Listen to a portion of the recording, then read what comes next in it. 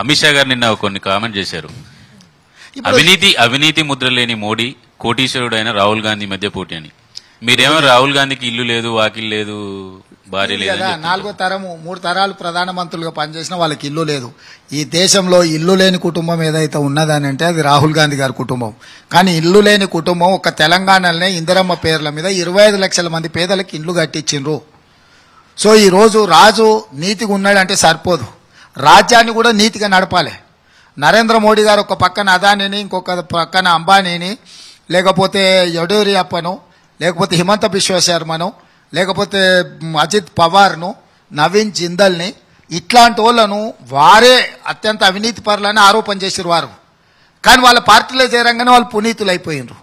So వారు చేస్తున్న ఆరోపణలు ఎవరి మీద అయితే చేసినరో వాళ్ళని దరి చేరనీయకుండా నరేంద్ర మోడీ గారు బీజేపీ వ్యవహరించుంటే వాళ్ళు చెప్పే దాంట్లో వాళ్ళ ఆరోపణలో అర్థం ఉంది. వాళ్ళు అట్లాంటివి చేయకుండా బయట ఉన్నంతసేపు ఆరోపణ చేసి వాళ్ళ మీద ఒత్తిడి పెట్టి వాళ్ళని పార్టీలో చేర్చుకొని పక్కన కూర్చోబెట్టుకొని మళ్ళీ అదే భాష మాట్లాడుతున్నారు. మేము అవినీతిని సహించాము, అవినీతిని అంతం చేస్తాం అంటే బయట ఉంటే సహించరు, వాళ్ళ పక్కన చేరితే సరిపోతుందేమో. వాళ్ళ భాష కానీ వాళ్ళ వ్యవహారం కానీ ఈరోజు దేశంలో ఉన్న అత్యంత అవినీతి పరులందరూ కూడా బీజేపీలోనే చేరినరు. వీళ్ళు అత్యంత అవినీతి పరులని మేము ఆరోపణ చేయలే, వాళ్ళు ఆరోపణ చేసిండ్రు.